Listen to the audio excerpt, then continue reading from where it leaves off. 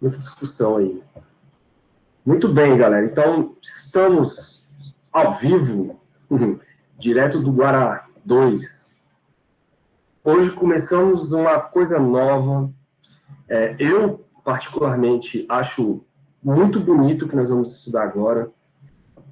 Isso tudo começou a nascer, galera, lá na época, um pouquinho depois que o De Broglie fez aquela historinha de ondas de matéria, né? Mais ou menos um pouquinho depois daquilo.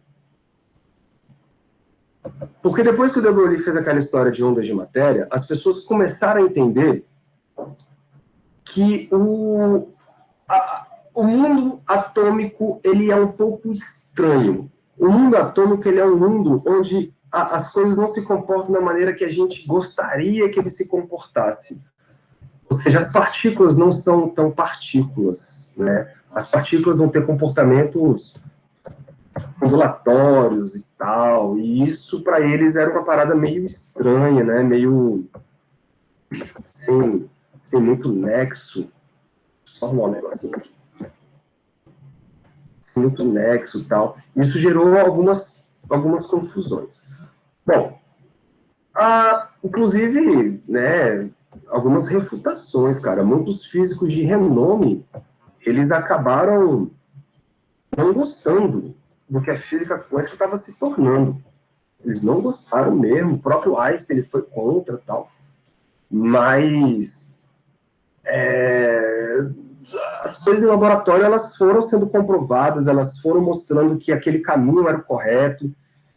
E hoje, galera, a física quântica, eu já falei isso para vocês, não custa repetir, ela é a teoria, cara, mais bem sucedida dentro de um laboratório.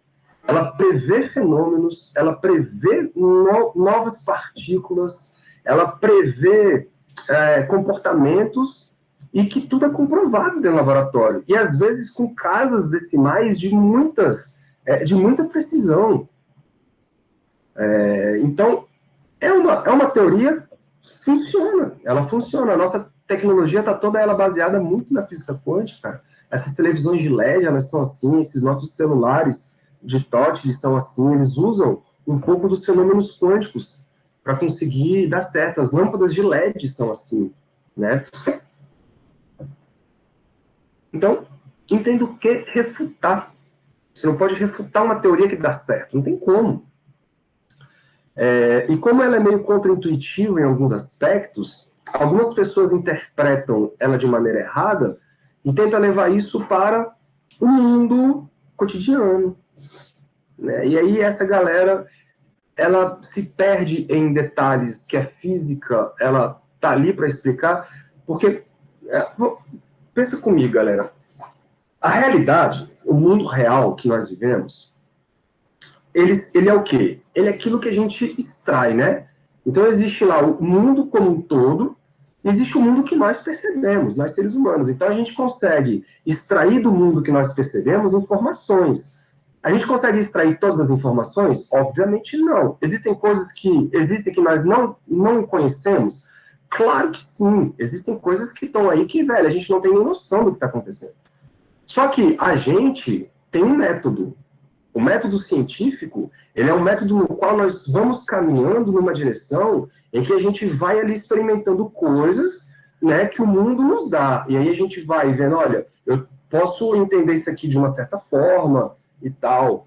Agora, o outro lado das coisas que a gente não entende, e aí você pode chamar isso de sobrenatural, você pode chamar isso de religião, você pode chamar isso do que você quiser. Esse outro lado, a gente chama de questão de fé. Por quê? Porque você não tem um método de explicar aquelas coisas. Não existe uma comprovação científica da forma que você fala, ó, se eu repetir esse experimento, eu consigo chegar de novo no mesmo lugar? Provavelmente não. E aí, então, você chama isso de não mais de ciência, né? Porque você tem que ter uma fé associada àquele fenômeno, digamos assim. E não que isso seja errado, cara, isso é certo. Dependendo da sua cultura, do seu modo de ver as coisas, não existe erro em você ter fé. E a ciência, ela não está está aí, isso vocês têm que botar na cabeça. A ciência, ela não está aí para negar a religião, ela não está aí para substituir Deus, não é isso. Existe uma vertente muito forte hoje em dia que busca essas coisas, que busca, assim, a ciência, ela é contra Deus, tal, e aí a galera começa a ir nessa onda de ser contra Deus, que acaba, sabe, acreditando em coisas que, por exemplo, a Terra é plana, cara. Que a Terra plana é voltar à Idade Média, onde as escrituras falavam que nós temos apenas um mundo, que é o mundo do homem, que é a Terra, e o mundo de Deus, que é o mundo do céu.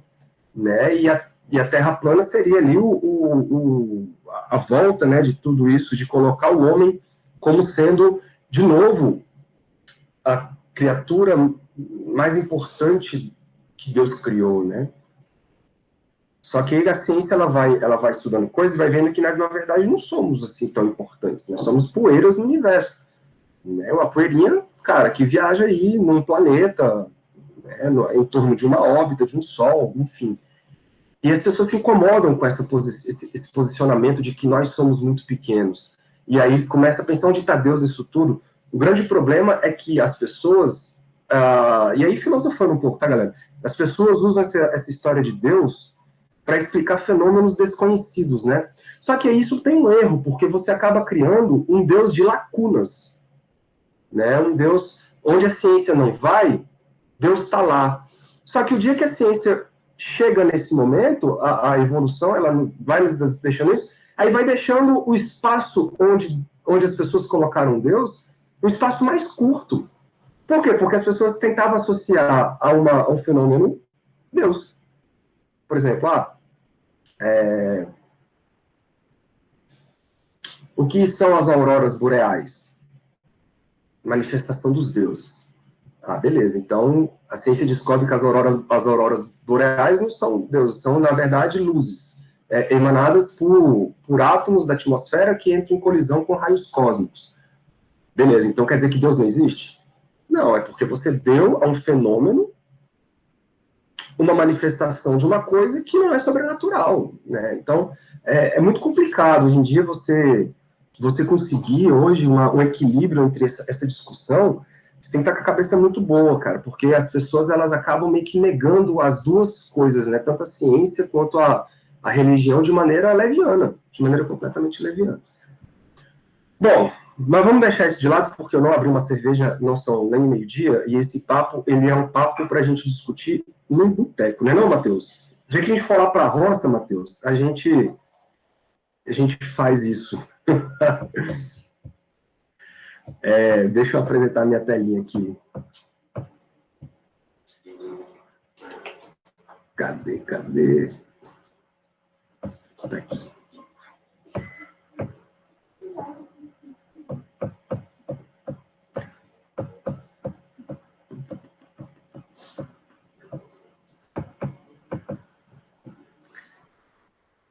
E é por isso que é legal, galera, ler livros de filosofia também, tá?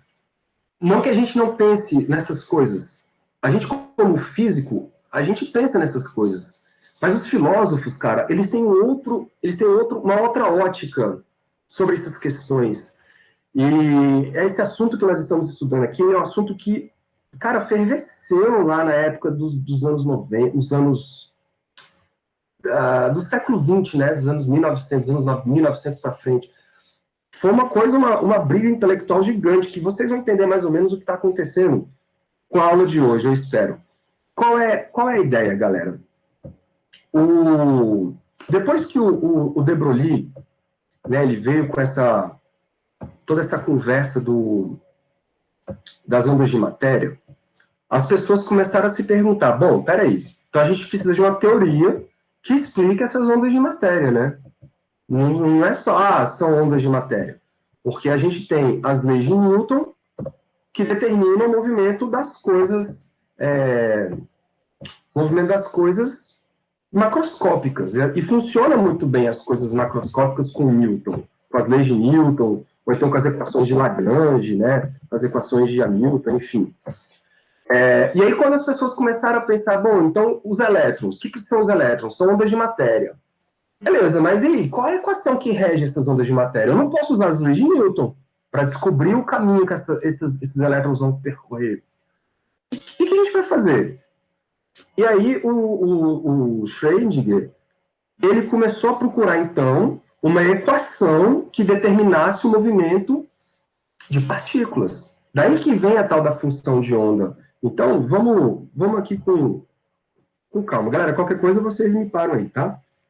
Então, o que seria, galera, essa tal dessa função de onda?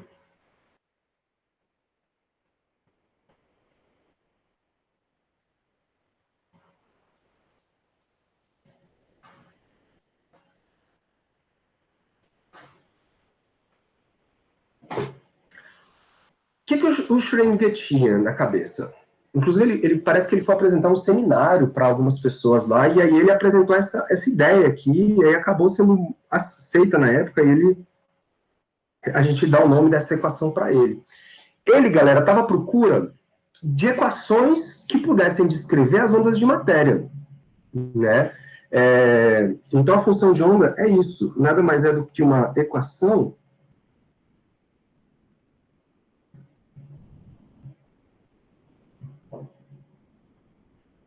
usada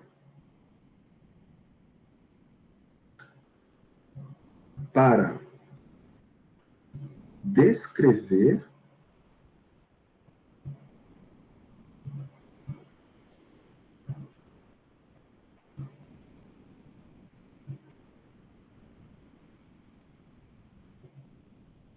as ondas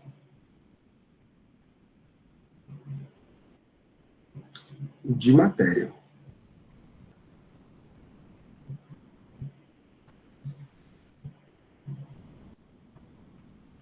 E aí não podia ser as ondas das equações de Maxwell, porque as ondas das equações de Maxwell, elas descreviam a luz, né? E ficava claro no laboratório que as partículas, os elétrons, os prótons, não viajavam na velocidade da luz. E eles não eram compostos de campos elétricos e magnéticos. Então, as equações de Maxwell não cabiam para explicar fenômenos quânticos. Beleza. E as leis de Newton? Também não. As leis de Newton eram usadas para partículas, né, puntiformes, ou corpos que você podia concentrar massa lá nos centros de massa. Então, o que o Schrödinger fez? Ele meio que tentou juntar as duas coisas. Uma teoria que pegasse lá a teoria ondulatória com a teoria das partículas e tentar escrever tudo uma coisa só. Só que para isso, você precisa de um ponto de partida, né? E o ponto de partida, galera, seria uma equação de onda. Então, se você pensar, por exemplo, numa onda numa corda, ou qualquer onda, tá, galera? Qualquer onda. Então, vamos botar aqui, ó, equação de onda.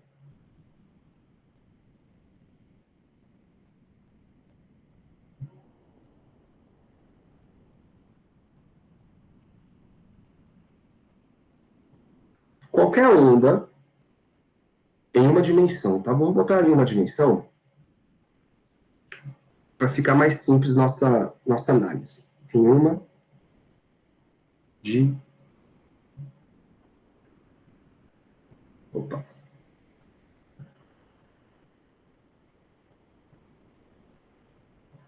Em uma dimensão.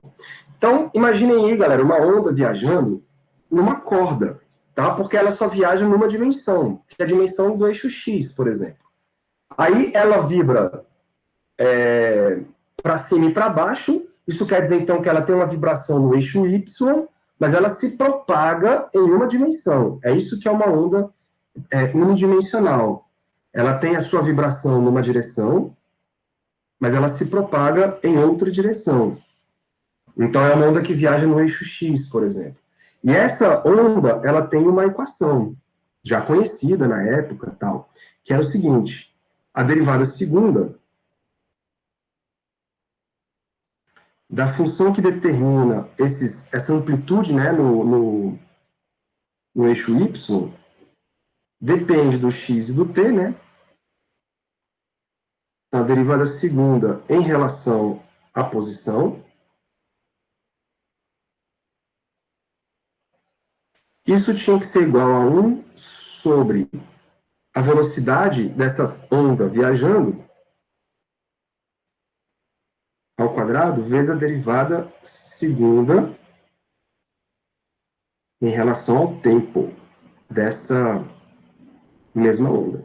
X, T. Vou chamar isso aqui de equação 1.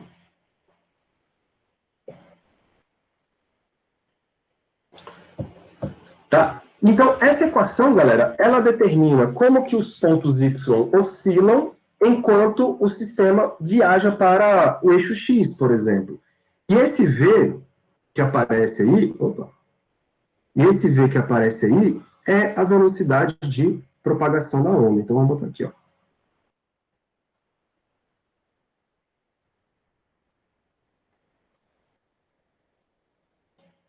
Velocidade de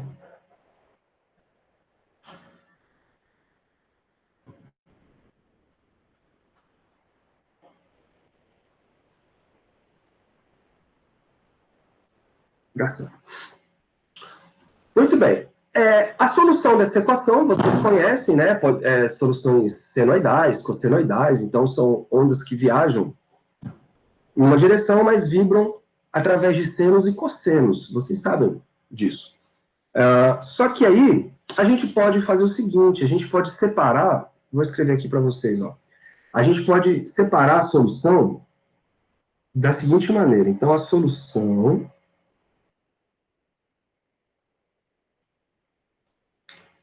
pode ser separada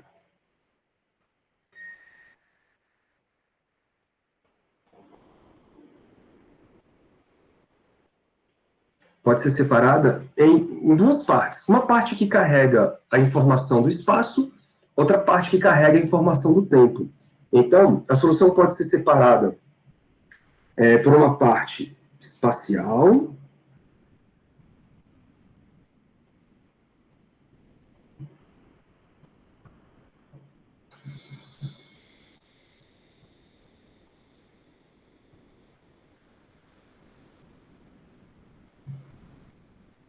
e outra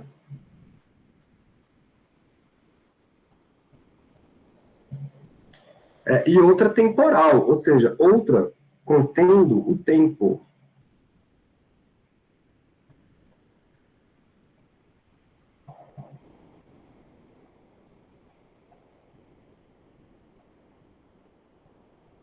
E outra contendo o tempo. Isso, ou seja, em outras palavras, né? A gente escreve assim: a função y de x e t posso separar em uma função f de x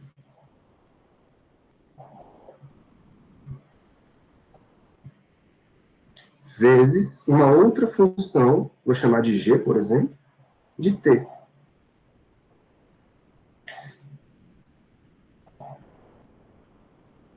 E vocês devem ter visto isso quando vocês estudaram, acho que Física 2, Física ondulatória, sei lá. Então, uma parte da função, ela carrega como que a onda se distribui no espaço, certo? E a outra parte, ela mostra como que a onda evolui no tempo. É isso. E essa parte, galera, da onda se distribuindo no espaço, essa parte aqui, ó, ela mostra pra gente os estados estacionários, não é isso?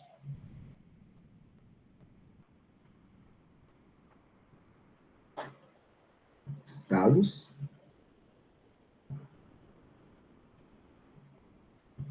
porque são os estados que não dependem do tempo, eles estão fixos ali, né? É como se fossem os harmônicos da sua corda. Quando você faz uma ressonância numa corda, você tem lá os ventres e os nós. Os ventres e os nós são descritos por esta parte. É o f de x apenas. Por quê? Porque as ondas estacionárias, elas não viajam, elas não se propagam. A energia, ela fica ali armazenada nos ventres, e aí você tem uma distribuição, né, de energias. Então, os estados estacionários, imaginários. Vocês já devem ter visto esses desenhos em 2 dimensões, por exemplo, no YouTube, quando os caras pegam uma placa de metal e joga sal em cima dessa placa de metal e faz o bicho vibrar. Aí vocês conseguem ver o formato da onda, que é formato na placa de metal lá, né? Onde o sal se concentra, são os nós, e onde não tem sal é porque tá oscilando muito, então ficam ali os ventres. Vocês já devem ter visto isso na internet. Se vocês não viram, me avisem que eu acho rapidinho aqui no YouTube e mostro para vocês. Tá bom? Deixa eu até ver aqui se vocês falaram alguma coisa. Não. Se vocês não viram isso, galera, pode falar, que eu procuro para vocês e mostro para vocês. Então, o que acontece? Aquela parte que vibra, que são os ventres, expulsa o sal e o sal se concentra nos nós. Então, você tem formatos de ondas ali sendo formadas nas placas em 2 dimensões. Né? Só que em cordas é muito mais simples. Em cordas você tem apenas os ventres e os nós. Então você tem lá as barriguinhas sendo formadas na sua corda através das ondas estacionárias. O que o Schrödinger estava atrás é exatamente isso. Como que essas ondas de matéria se distribuem no espaço? Tá? Então nós estamos atrás essa função f de x. Porque a parte temporal, galera, ela de uma certa maneira, ela é dada, né? Vou botar aqui, ó, a solução temporal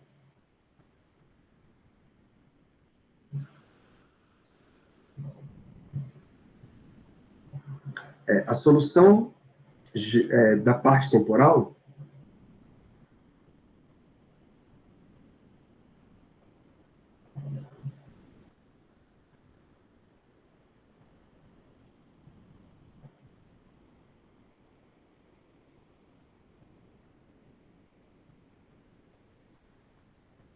pode ser escrita sempre, tá, galera? A solução da parte temporal pode ser escrita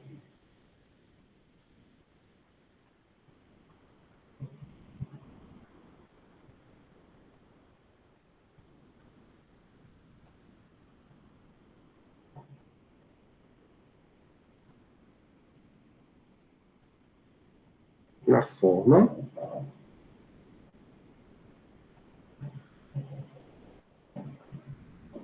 deixa eu ir lá para cima.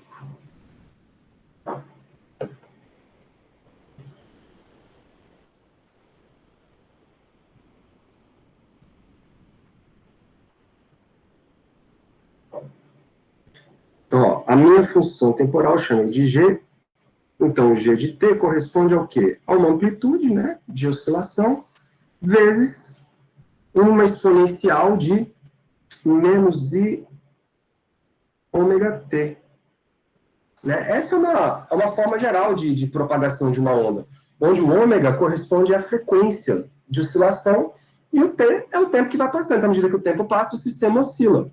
Isso é uma solução que todo mundo já conhecia, é uma solução para como é que fala? O tempo, né, de uma onda se propagando. Só que a gente está preocupado em como que uma onda de matéria se distribui no espaço. Esse é o grande lance do negócio. Então, a solução, vamos botar assim, ó, para uma onda de matéria,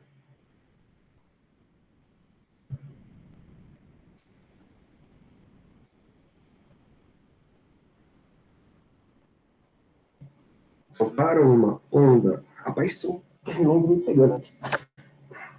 Para uma onda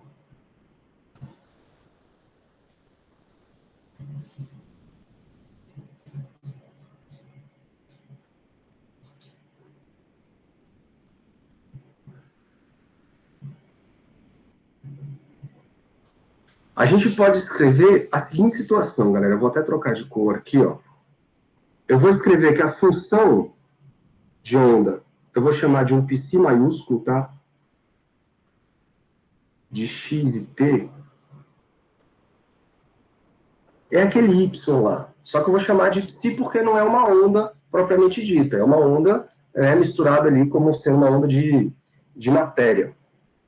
Então, esse psi maiúsculo aí, ele vai ter que ser igual a uma parte espacial, eu vou chamar de psi minúsculo de x, vezes a parte temporal. E a parte temporal é e elevado a menos i ômega t. Então, nós estamos preocupados para descobrir como que é o formato da distribuição da onda de matéria no espaço. Como que esse cara ocupa o espaço? Porque pensem, o elétron, tudo bem, o elétron é uma partícula pequenininha. Mas quando você olha de perto, é uma onda. Só que é uma onda de que tipo? É uma onda que se espalha por todo o espaço ou ela é uma onda concentrada, que a gente chama de pacote de onda, né? Então, é isso que a gente tem que tentar entender como que é a distribuição dessa partícula no espaço. Então, a gente esquece a parte temporal. Mas aí, o que a gente faz? A gente substitui essa equação aí, lá na equação 1, quer ver? Então, porque não deixa de ser uma onda. Então, substituindo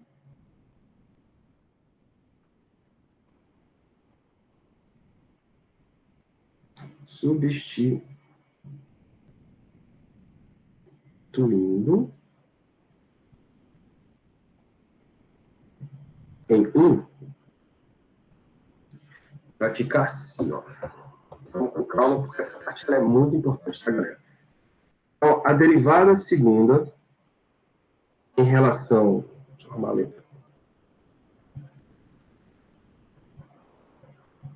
Em relação à posição x, eu estou fazendo só em uma dimensão, hein? Dessa minha função psi de t, de x e t, né? Então, psi de x e t vai ter que ser igual a 1 dividido por v ao quadrado, e aí essa velocidade seria a velocidade de propagação da partícula, d2 dt2 desse psizão aí.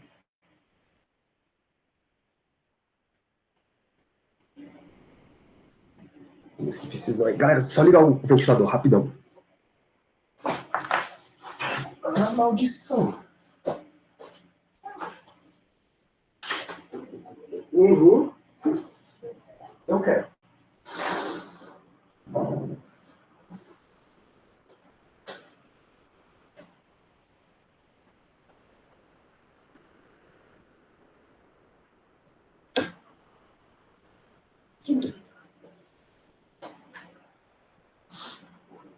Uma coisa só não vi. Vamos tapete ali, a informação. Para os nossos alunos.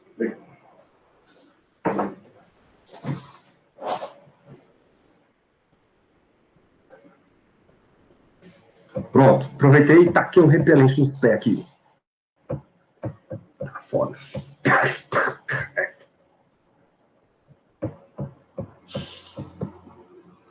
Então tá. Então quando você substituir esse troço lá em 1, vai ficar assim, galera, ó. Pensa comigo. Quem é a derivada segunda desse bichinho? Escreve ele com calma. D2 dx2 de quem? Do psi de x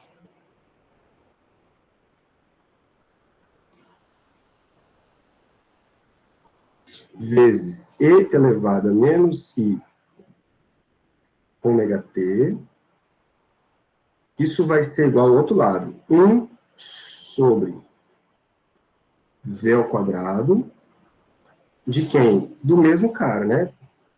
Da derivada segunda em relação ao tempo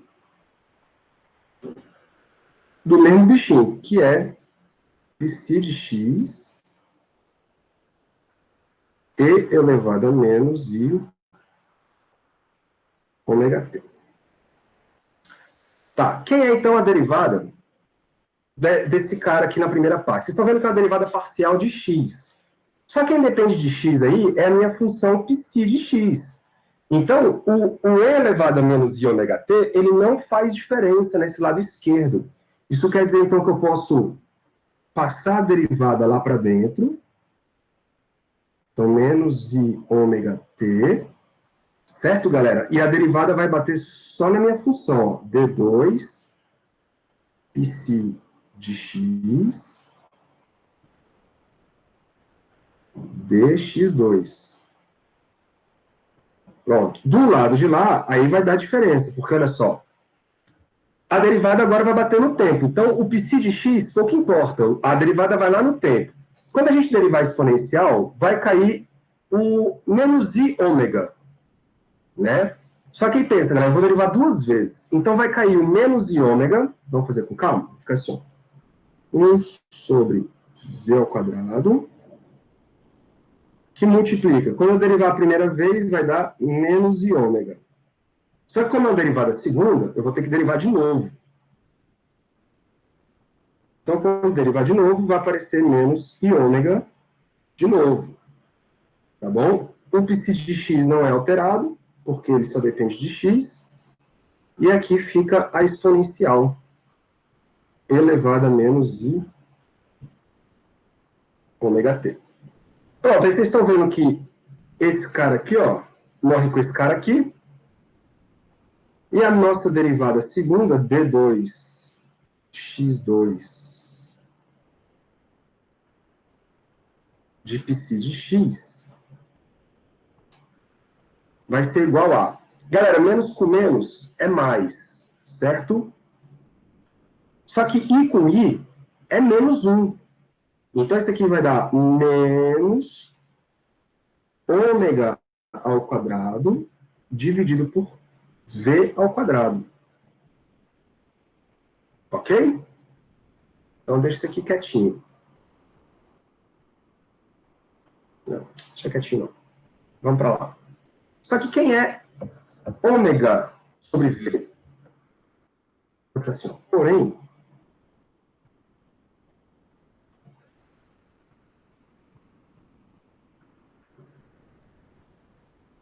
ômega sobre a velocidade é igual a quem?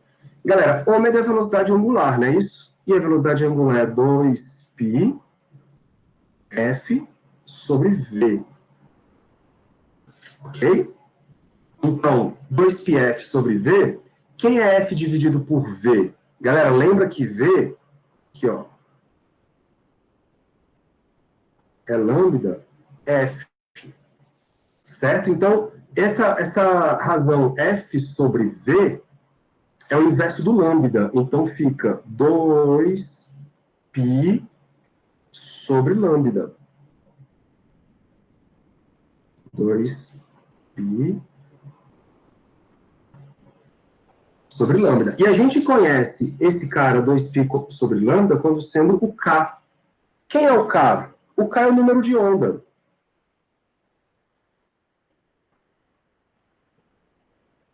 Número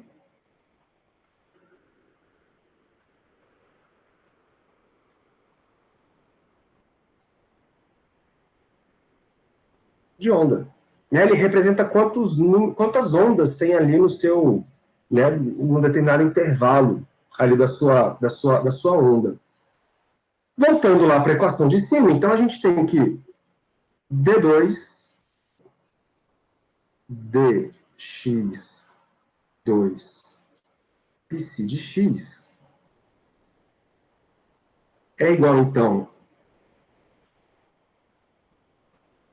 quem aparecia lá, ó? Aparecia lá, galera, o menos ômega ao quadrado, aí tinha o psi aqui, né? Menos ômega ao quadrado, v quadrado, e esse é o k. Então, vai aparecer o menos k psi de x. Beleza? Bom, isso aqui é a minha equação de onda. Até aqui, galerinha, até aqui, nada demais. Tudo que eu fiz até agora foi apenas um estudo de ondas, ou seja, estudo ondulatório. Todo mundo já fez isso quando estudou ondas em algum momento. Só que aí agora, os grandes segredos da coisa, o grande tchan, é fazer uma conexão com a partícula. Então, vamos fazer uma conexão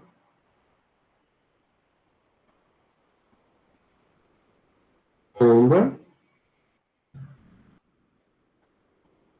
partícula.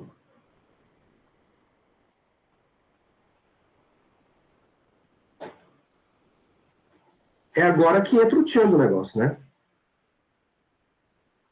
Porque agora é onde a gente mistura as coisas. E onde que vocês aprenderam a misturar essas coisas? Vocês aprenderam lá com o de Broglie. Ele postulou que o comprimento de onda associado a uma partícula nada mais é do que o H sobre o momento linear, não foi isso? E vocês sabem, né? Vou até reescrever aqui, ó. Vocês sabem que o K, a gente acabou de ver lá em cima, é o 2π sobre lambda. Tá bom? Então a gente pode reescrever essa equação assim, ó. No lugar do lambda, eu coloco 2π dividido por K, tá bom? E do lado direito fica H sobre P. Não muda. Se você reorganizar os termos, você vai ter que o P, que é o momento da partícula, né, que está se movimentando, vai ser dado por H sobre 2π vezes o K, né? Vezes o K. Bom, esse carinha aí, galera, H sobre 2π, vocês já sabem quem é ele. É o que a gente chama de H cortado. Vai ficar assim, ó. P é igual a H cortado K. Beleza? O H sobre 2π é o nosso H cortado. Então, vamos voltar lá para a nossa equação. Já posso até escrever aqui, né? O K, então, ele vai ser quem? O K, ele vai ser o P sobre H cortado. E é isso que nós vamos fazer.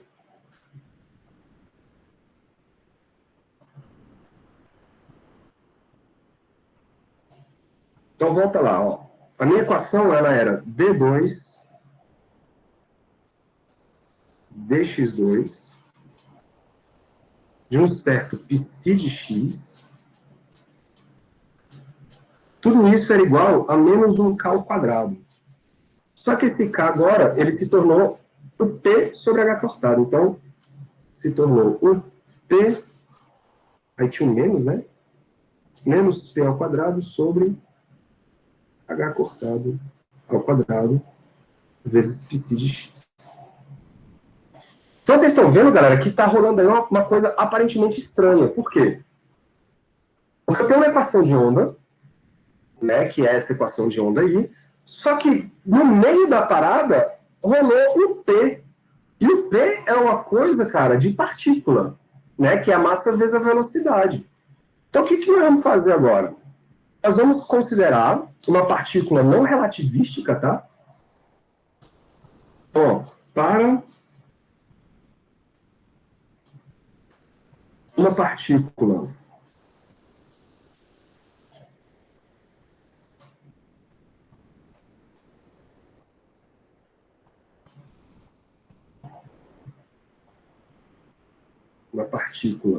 não relativística,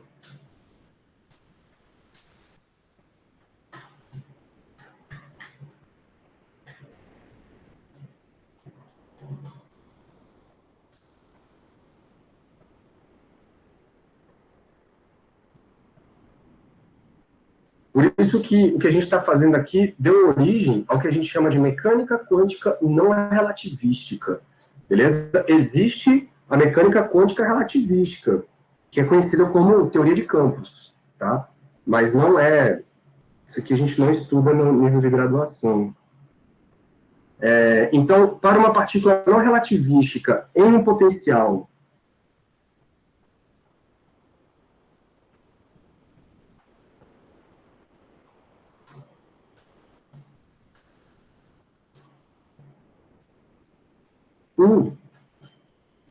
que depende só do x, né? Esse é o nosso potencial. A energia fica como?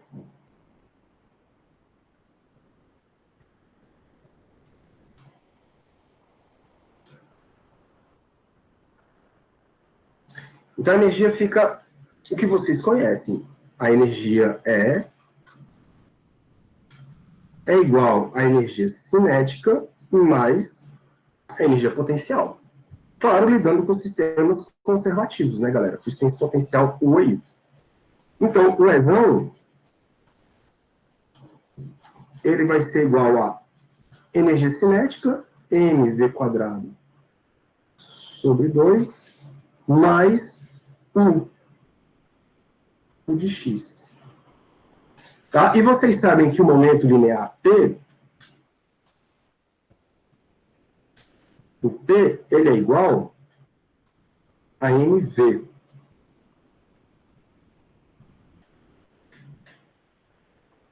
É mv. Então, se você substituir esse v lá na velocidade, fica assim, ó, energia m sobre 2 vezes o v ao quadrado. Mas o v ao quadrado é p ao quadrado. Opa. P ao quadrado sobre m quadrado. Beleza? Mais u de x.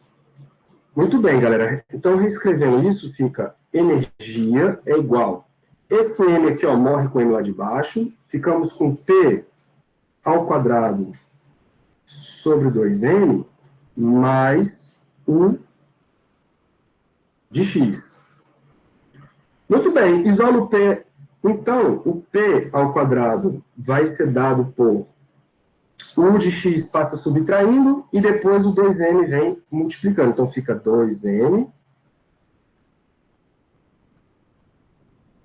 vezes a energia menos 1 de x. Certo, galera?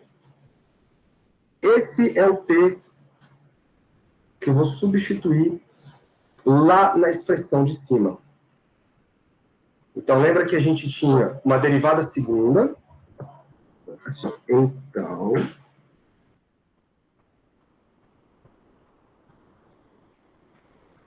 que a gente tinha? A gente tinha uma derivada segunda dx, do psi de x, e tudo isso era igual a um p quadrado sobre h cortado com sinal de menos. Beleza?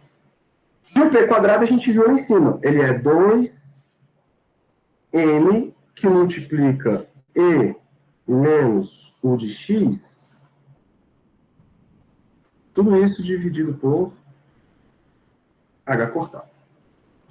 Certo, galera? Reorganizando, ó, eu vou, aqui tem um psi ainda, né? Psi de x. O que eu vou fazer, galera? Eu vou passar o h cortado para lá, tá bom? E o 2n também. Então, ficaria assim, ó. H cortado. Vou até trocar de cor, que eu já vou chegar no finalmente. H cortado ao quadrado sobre 2n vezes d2 dx2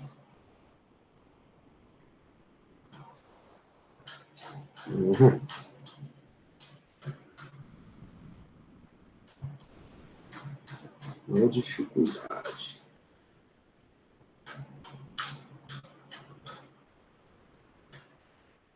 D2 dx2 do nosso psi de x. O cara que estava lá subtraindo, ele vem somando, então, mais e menos u de x vezes a minha função psi de x, isto é igual a zero. Galera, esta equação é a famosa equação de Schrödinger. Tá bom? Ela é uma equação de Schrödinger que não depende do tempo. Então, a gente batiza ela de equação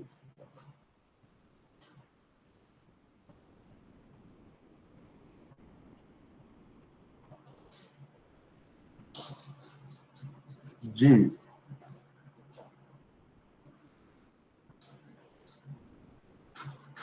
Schrödinger. Botei um H minúsculo no meio do caminho.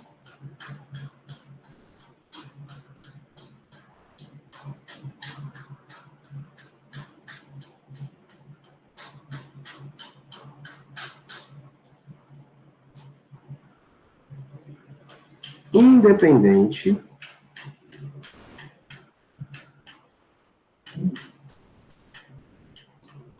do tempo.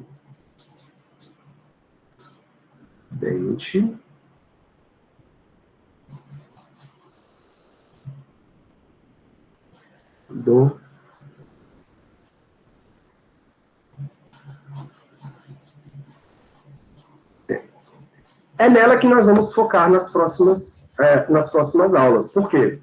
Porque essa equação, galera, o que ela faz? Ela representa como que é a distribuição da partícula, ou seja, do elétron, do próton, no espaço.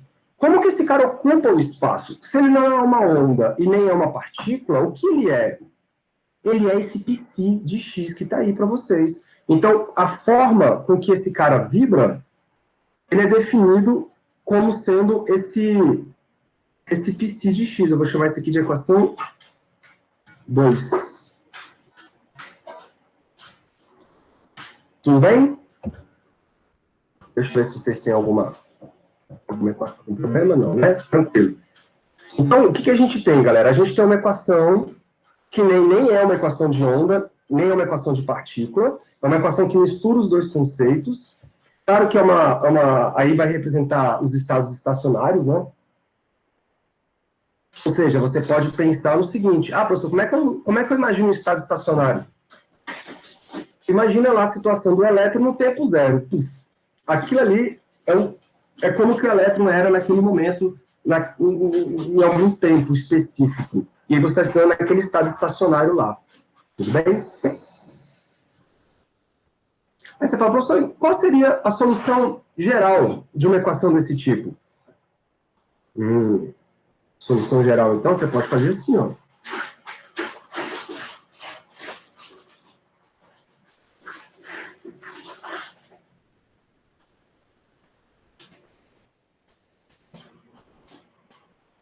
E essa é a solução geral que nós vamos atacar em todos os problemas, praticamente. Solução geral. A solução geral de equações como essa, galera, são do tipo psi de x vai ser associada a uma amplitude vezes e elevado a i kx, uma constante vezes x, mais e elevado a mais um b, né?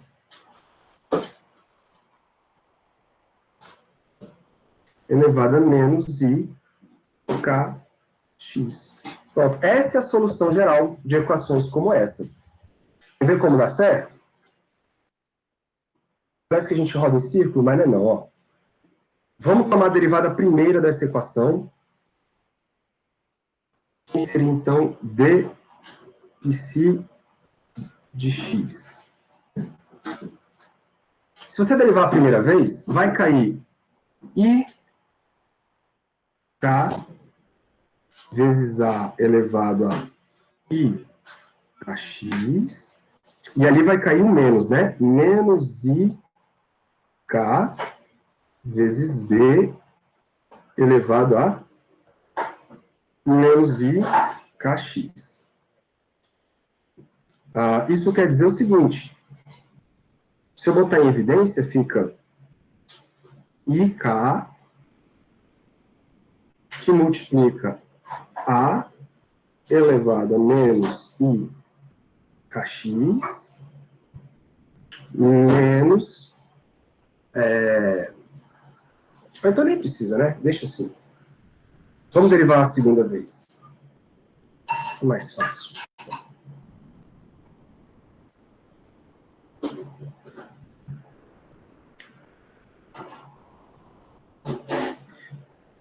Se a gente derivar pela segunda vez, vai aparecer agora d2 psi dx Olha lá, quando eu derivar de novo, vai cair o IK vezes IK. Então, IK vezes IK, eu vou fazer direto, tá, galera? Vai dar menos K ao quadrado, aí fica A e elevado a I, K, X.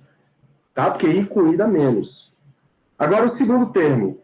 Quando caiu o tem um I.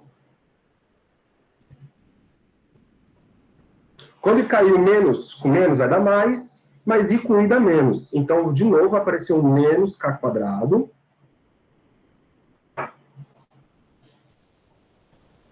B e elevado a menos I kx. Agora sim, se você colocar esse troço em evidência, você vai ver que o D2 psi dx, isso é menos K ao quadrado, que multiplica A e elevado a I kx, mais B elevado a menos I kx. Ou seja, é solução, porque esse termo entre parênteses aí, ó,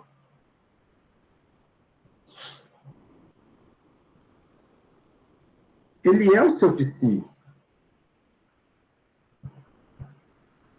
E aqui tem o psi também. Então, D2 psi de x dx. Não é isso, galera? Então, ele é solução. Ele é solução. Desde que esse K, ele seja aquele K que nós temos na expressão lá da equação 2, né? Ó. Aqui é um K ao quadrado, né? Aqui é um K ao quadrado.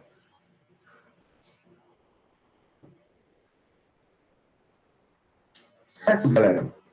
Porque, olha só, se você pegar a equação 2, que está ali, né, escrever ela do jeito que está aqui em cima, você vai encontrar que o K, quem é o K? Vou fazer rapidinho aqui, tá? O K ao quadrado, ele vai ser o 2M sobre o H cortado ao quadrado, tô fazendo rapidinho que a gente já fez essa conta, que multiplica E menos o de X. Né, ó? É o que está escrito bem aqui. Quer ver?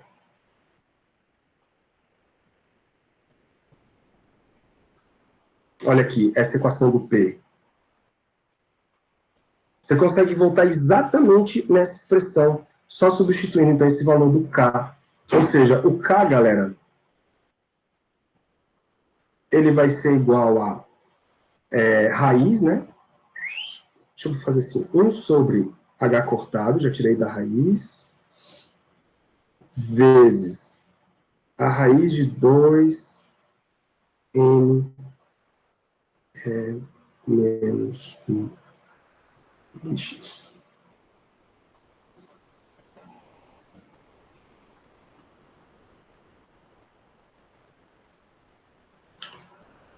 Ou seja, quem vai determinar o número de onda vai ser esse K, e o K depende apenas, olha só que doideira, cara, apenas da subtração entre a energia da partícula e a energia potencial. Então, quem está definindo, galera, como que se comporta a partícula de verdade é a energia potencial a qual ela está submetida.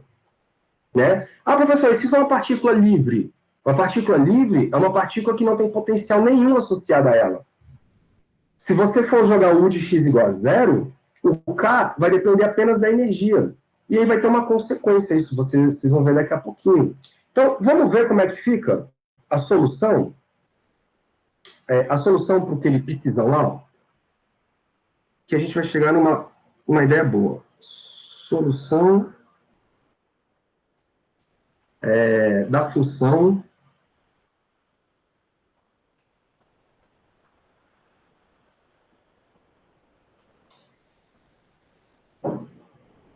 Opa.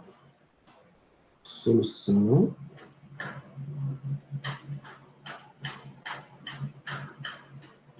da função psizão de x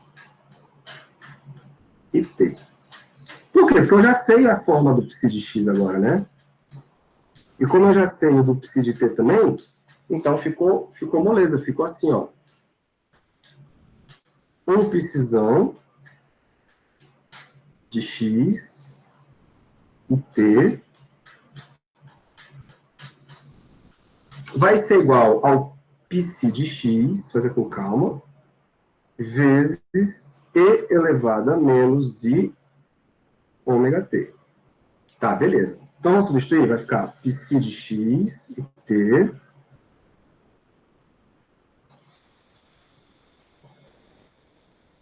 vai ser igual a... Então, a minha solução geral é a elevado a i kx mais b vezes e elevado a menos i kx. Tudo isso vezes e elevado a menos i ômega t. Faz sentido, não faz? Joga esse exponencial que tem um tempo para dentro. Quando você jogar para dentro, vai ficar assim, ó. Psizão de x e t é igual a vezes... Galera, joga para dentro, eu vou juntar os dois exponentes. Vai ficar... Os dois têm o i, então o i vai sair aqui, ó. Aí vai ficar kx menos ômega t, certo? Mais o b vezes a mesma coisa, uma exponencial. O menos i fica aqui, ó, em evidência. Kx mais ômega t. Pronto. Isso aqui, galera, é a equação, a solução, né, da função de onda. Tá bom? E qual seria a... Isso aqui são ondas, né, cara? Se você olhar para isso aí, você fala, pô, professor, mas isso aí são ondas. Por que isso aí é diferente da ondulatória lá? A única diferença está no K. O K, galera, aí, ele está associado com partícula, daquela equação que vocês viram no quadro passado. O resto é tudo igual, tá? O resto não muda nada. Inclusive a interpretação disso, porque, ó, esse termo aqui, ele representa uma onda... Deixa eu apagar.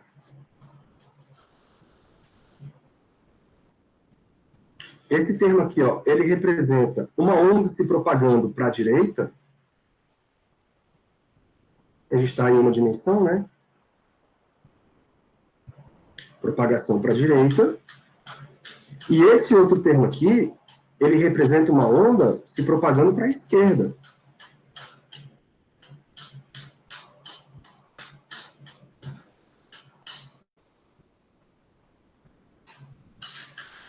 Só que agora, cara, esses caras aí, eles não são ondas, são partículas.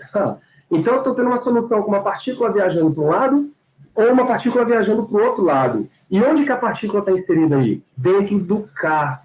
Porque, volta lá, ó, o K, ele depende da massa da partícula, da diferença de energia, e aí quem liga tudo isso é, de novo, o H cortado, que é a constante do nosso glorioso Planck. É ele que faz a conexão entre a partícula com as ondas no mundo atômico. Aí você fala, ah, professor, tudo bem, né? Mas e aí? O que é esse psi, então? O que eu posso falar desse psi? Então vamos interpretar ele, galera, porque aí agora o bicho pega, tá? Então eu vou botar assim, ó, interpretação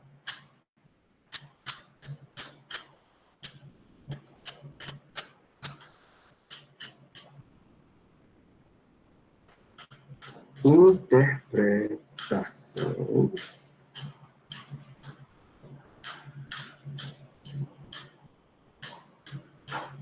de psi.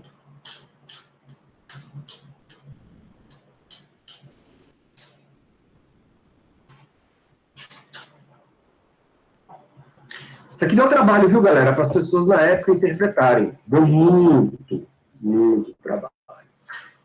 Primeiro, essa função psi de t, psi de x e t, é uma função, galera, complexa, tá? Esses valores de a e b, eles podem ser valores complexos, ou seja, imaginários. Aparece um i lá em cima, né, da sua exponencial. Então, você tem, eu não sei se vocês lembram, mas existe uma relação de Euler que diz o seguinte: a exponencial de i vezes um ângulo é o cosseno de θ mais i cosseno de θ. Ou seja, essa função psi, ela tem parte imaginária. E como você vai interpretar a parte imaginária? É complicado para as pessoas na época pensarem sobre isso. Mas o que a gente sabe, então? A gente assume que esse psi de x e t, ela é a onda, ou a função de onda que representa como que a minha partícula se distribui no espaço. Tá bom? Então, ela descreve. Então, vocês estão. Olha a palavra, hein, galera? É diferente eu falar onde a partícula se localiza no espaço. Porque aqui nós estamos falando de onda. Não existe localização para onda. Onda é um bicho que ocupa um volume no espaço, né? Ela se espalha no espaço.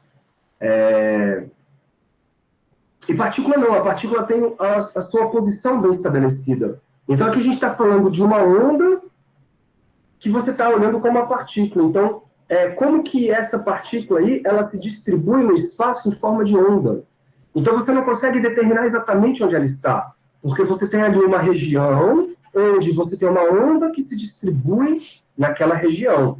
Daí que gera o princípio de incerteza, porque você não tem como localizar esse cara, porque ele é uma onda, como é que você localiza uma onda? Tá bom? Então, o psi de x e t descreve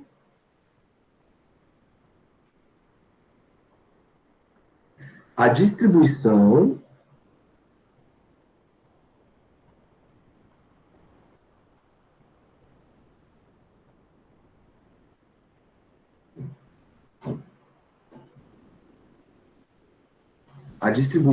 de uma partícula. Aí pode ser elétron, pode ser próton, tá? Pode ser até um átomo, se não for muito grande. A distribuição de uma partícula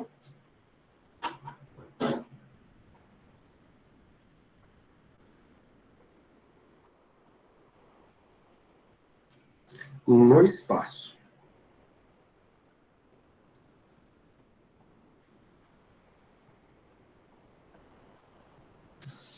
Tá bom?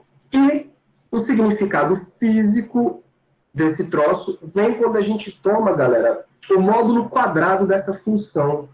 Então, eu vou escrever aqui para vocês, ó. O módulo ao quadrado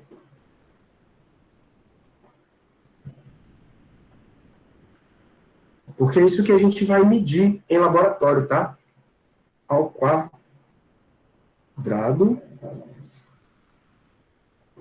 da função de onda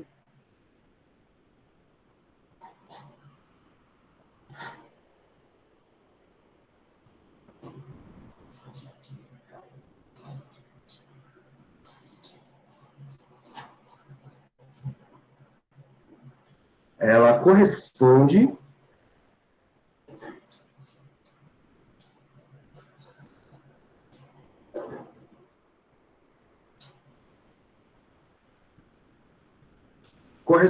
a uma densidade de probabilidades.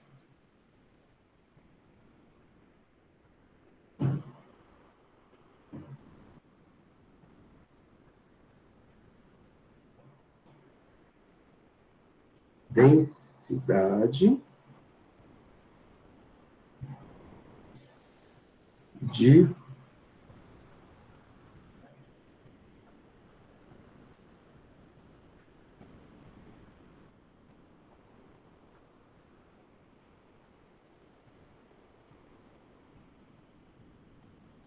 Aí você vai falar, como assim? Cara, lá no eletromagnetismo, você associa a intensidade da onda eletromagnética com o quadrado do campo elétrico. Né? O campo elétrico que oscila, tal, e você associa a intensidade do campo elétrico a esse quadrado do campo elétrico. Aqui, esse psi, ele faz mais ou menos o papel desse campo elétrico. Ele representa a oscilação desse negócio. Só que, claro, o campo elétrico, galera, de uma radiação se espalha pelo espaço. Esse psi não, é de uma partícula. Então, ele é um pacote de ondas, né?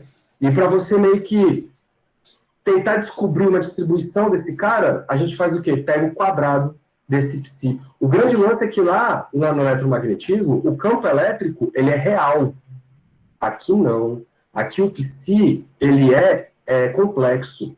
E isso gera problemas, porque lá na física clássica, o campo elétrico, ele é bem estabelecido, né?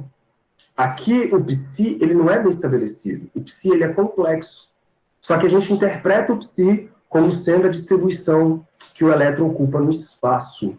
Tá bom? Então a gente chama isso de função de onda. E o que eu quero dizer com o quadrado desse troço? O quadrado do módulo é o seguinte, galera. Pega lá a função psi. Tá? Esse aqui é o psizão. Então,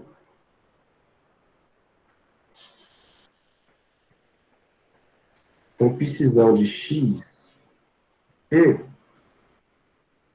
ao quadrado, se eu multiplico isso por um intervalo pequenininho dx, isso aqui, galera, tomar módulo ao quadrado de uma coisa complexa é o mesmo que você multiplicar um número complexo vezes o conjugado dele, tá? O que é o conjugado? É você trocar o sinal da parte imaginária. X de t dx. dx. E isso, galera, olha que doideira, cara. Então, isso, de acordo com a nossa teoria,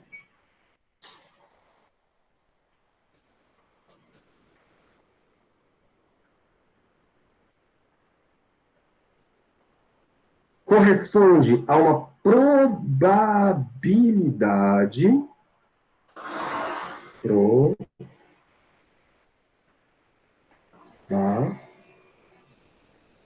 probabilidade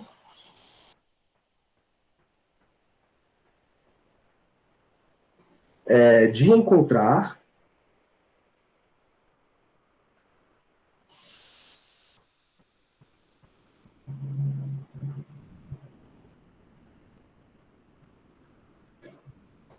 uma partícula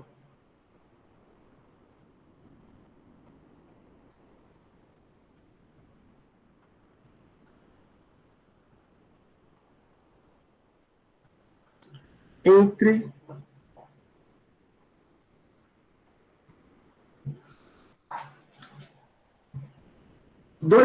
entre o intervalo de espaço entre x e x mais dx. Esse é o significado físico dessa funçãozinha de onda que está aí. Tá bom, galera? E aí, se eu somar todas as densidades, você vai encontrar isso aqui, ó. Somar todas as densidades quer dizer o quê? Quer dizer integrar entre, por exemplo, uma posição A e uma posição B, desse troço, psi de x,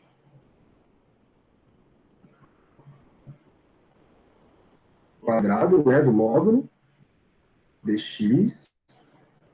E isso, galera, corresponde ao quê? Corresponde à probabilidade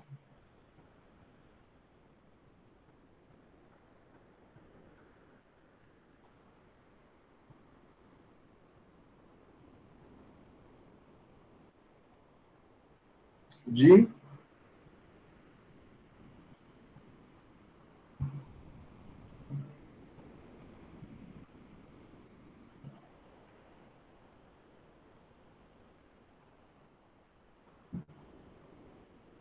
encontrar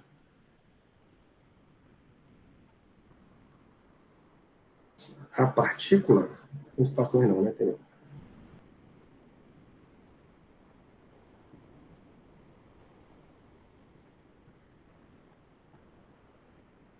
De encontrar a partícula entre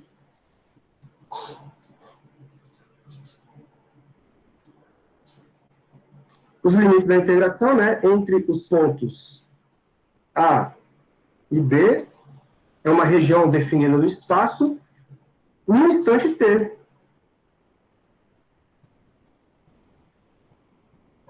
Naquele tempo que está ali da função, no instante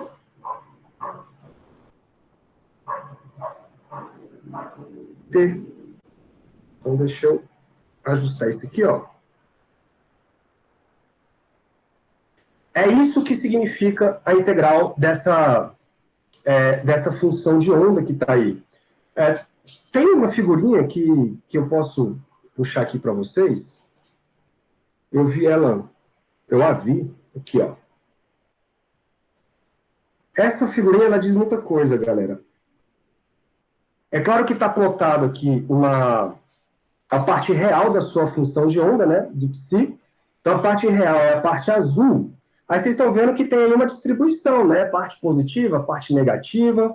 É uma distribuição aí que representa a distribuição da sua partícula no espaço. Quando você toma o módulo ao quadrado dessa sua função, a parte negativa deixa de existir, ela sobe, beleza? E o que era complexo torna-se real. E aí ela vai dar, galera, essa parte vermelhinha que está aí dentro, ó. Essa distribuição assim, ó. Estão vendo aí?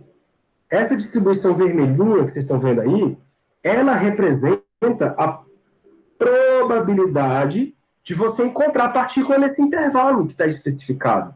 Então, percebam que ele tentou representar aí a sua partícula como se fosse uma bolinha, né? Deixa eu aumentar aqui para vocês verem. Então, vocês estão vendo que tem uma bolinha bem fraquinha do lado de cá, uma bolinha bem fraquinha do lado de cá. Por quê? Porque esses lados extremos, eles têm a probabilidade baixa de você encontrar a partícula. Sacou? Onde que tem a maior probabilidade de você encontrar a partícula? Nessa região aqui, ó. Então percebam que a gente não está falando, cara, a partícula está ali. Não. A gente está falando o seguinte, existe uma probabilidade alta da gente encontrar a partícula naquela região. Assim como se você tiver uma função de onda, por exemplo, igual a parte de baixo, olha aí, você tem uma distribuição senoidal, né? E quando você tira o módulo quadrado disso, você gera a amplitude toda positiva, sempre positiva.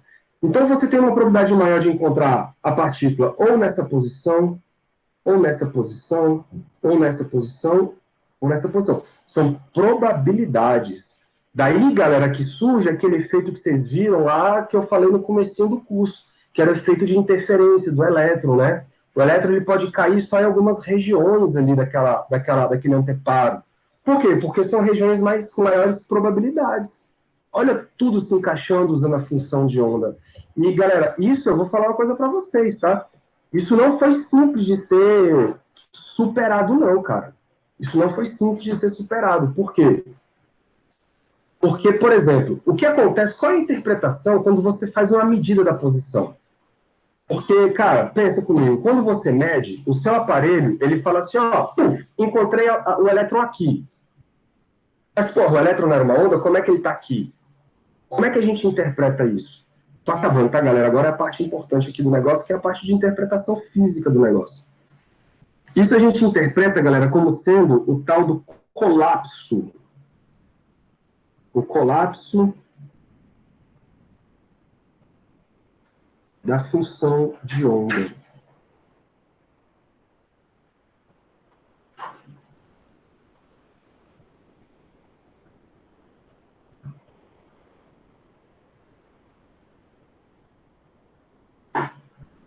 O que é o colapso da função de onda? É quando a gente, galera, nós tentamos chegar lá no mundo quântico e tentar tirar a informação dele. Quando você vai lá no mundo quântico, tenta tirar a informação dele, o seu detector, o seu aparelho, ele interage demais com o sistema, e aí o ato de medir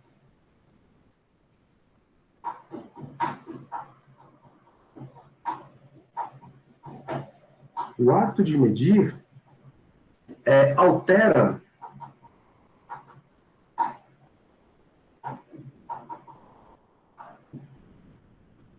drasticamente, como eu não vou escrever mais nada, eu vou continuar aqui, ó. Drasticamente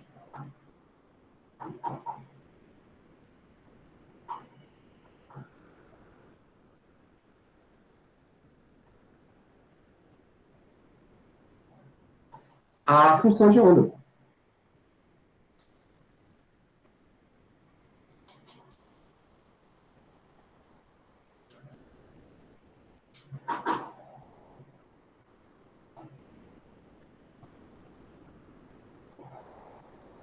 Como assim, professor? Cara, assim, você tá. O elétron tá lá, bonitão no mundo dele. Você não sabe como é que tá se comportando. Existe uma função de onda associada a ele. Ele tá lá, no mundo dele. Aí o que tu faz? Tu vai lá e tenta medir onde ele tá. Tuf! Na hora que você mede onde ele tá, a função de onda ela colapsa exatamente para aquele lugar onde você tentou medir ele. O desenho fica mais ou menos assim, ó. Peguei aqui um desenho da internet. Então, nós vamos ter algo parecido com isso. Deixa eu anotar aqui. Então, ali, você tem a função de onda antes da observação. A observação aqui, galera, não é o ato de olhar, tá? Tome cuidado com isso. Não é o ato de bater o olho. É o fato de você medir, ou seja, você entrar com o equipamento, um aparato experimental e chegar lá no mundo quântico e tentar entender o que está acontecendo.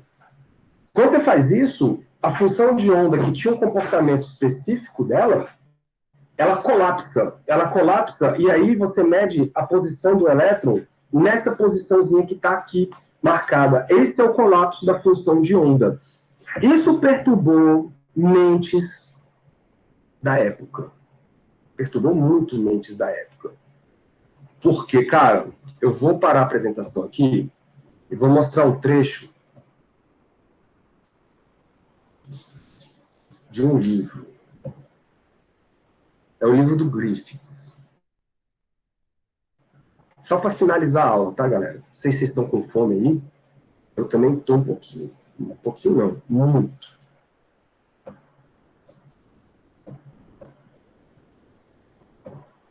Rapidinho.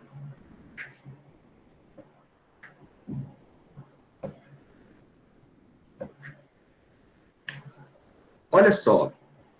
Na época, existiam, galera, 3 interpretações para a função de onda, tá? 3 interpretações. Vamos ver rapidinho aqui o que o cara tá falando. Então, a função de onda... O negócio aqui tá meio lento.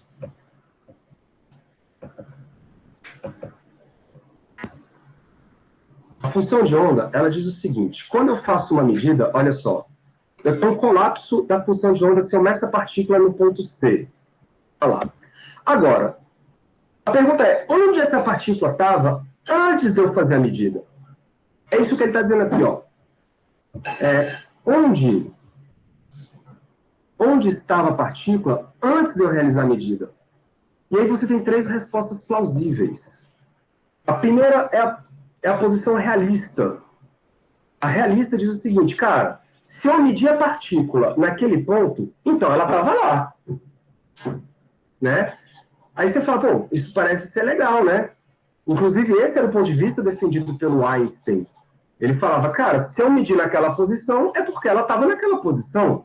Só que isso tem um problema, galera, porque se essa for a interpretação correta, você vai ter que falar o seguinte, ó, note que, entretanto, se isso é verdade, então a mecânica quântica é uma teoria incompleta. Pois a partícula estava em C, e mesmo assim a gente não conseguia saber disso. Sacou? Aí ele continua, para o realista, a indeterminação não é um fato da natureza, mas um reflexo da nossa ignorância. Então ele vai falar o seguinte, cara, ela estava em C, mas na posição C. mas a teoria não podia permitir isso. Então, nossa teoria está errada. Einstein defendeu isso. Einstein defendeu isso. Aí teve a teoria que a gente chama de posição ortodoxa, né? Ou a interpretação ortodoxa da função de onda, que é a interpretação que a galera chama de interpretação de Copenhagen, que é a usada. Até hoje ela é a usada. Que é o seguinte, bicho, a partícula não estava em lugar nenhum. O ato de medir forçou a partícula a tomar a decisão. Mas cuidado, não interpreta isso como sendo a partícula foi forçada a estar lá. Na verdade, a observação, ou seja, o ato de medir, galera, perturba o que está sendo medido. Não só perturba, mas produz o que você quer. Então você força a coisa acontecer da maneira que você quer. Então o fato de você medir, você altera tão drasticamente que é como se você puxasse o sistema para aquele lugar que você está querendo que a medição aconteça. Essa visão, galera, é chamada de interpretação de Copenhagen. Beleza? Então, percebam que essa interpretação, ela deixa a nossa teoria bonita. Mas ela fala assim, olha, existe algo estranho nesse negócio de medir, então, hein? A nossa forma como medir está estranha. Por quê? Porque se eu medir a coisa, forço a coisa a estar lá onde eu quero que ela esteja, então a nossa medição, ela está sendo feita de uma maneira estranha. É o que ele fala aqui, ó. Algo muito peculiar no ato de medir. Sacou?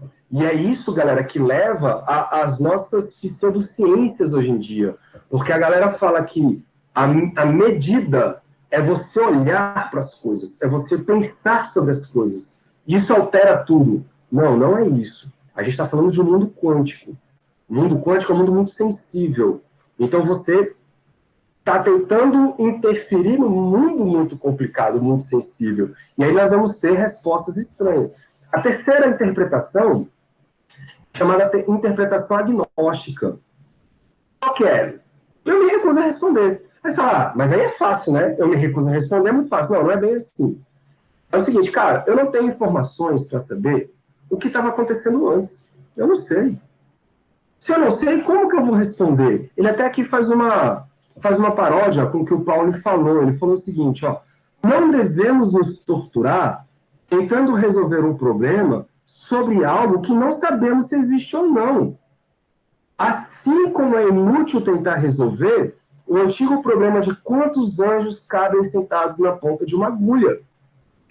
Sacou? Então, essa interpretação é uma posição agnóstica. Assim, cara, eu não tenho ideia. Então, para mim, pouco importa o que aconteceu antes de eu fazer a medida do negócio. Então, vocês estão vendo que o aspecto filosófico, galera, disso é muito complicado. O aspecto filosófico do que é a função de onda e qual a interpretação da função de onda não é tão simples assim. E por não ser tão simples assim, ela gera o que nós temos hoje aí, uma confusão gigante de pessoas falando besteira. Sacou? Então, percebam, o problema da medição, se você chegar lá no Google e botar The Measurement Problem, olha, meu inglês está bonito, hein? Se você colocar isso, o problema da medição lá no Google, você vai ver que, cara, existem vários artigos das pessoas tentando resolver o problema da medição. O problema da medição, galera, na física quântica, tem a ver com dissipação, porque você insere lá um aparato experimental, você faz o sistema quântico dissipar, você tem um problema da decoerência, tem inúmeros problemas. Então, isso que nós estamos estudando aqui, ó, é só a pontinha do iceberg.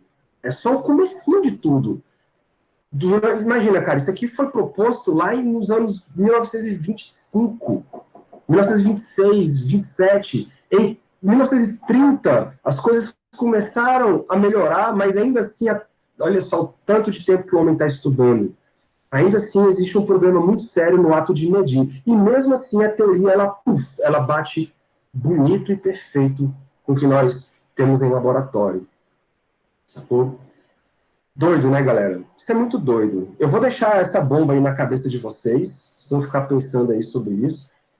Amanhã a gente se encontra de novo e temos aplicações, né, sobre essa função de onda.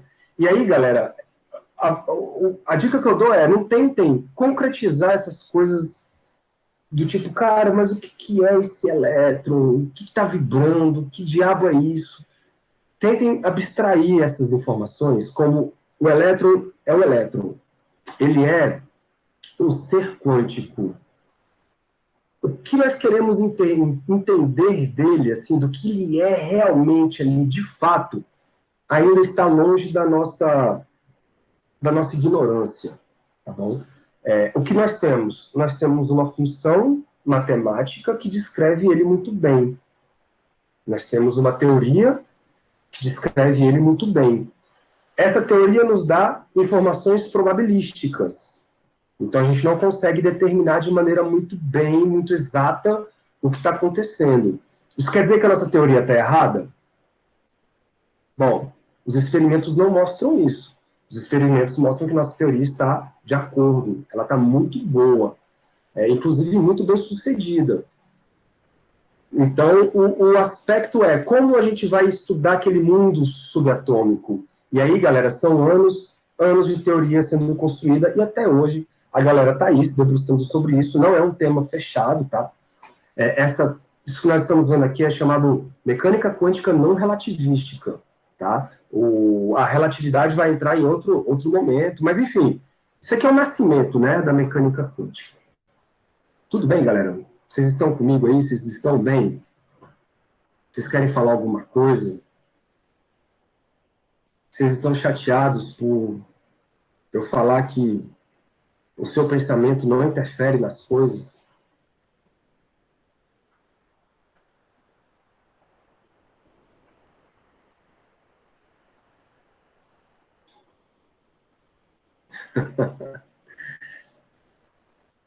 Tá, calma aí, Matheus. Deixa eu só fechar isso aqui. Eu vou parar a gravação. Pode parar a gravação então? Vocês estão tá todo mundo de boa? Foi muita informação, né?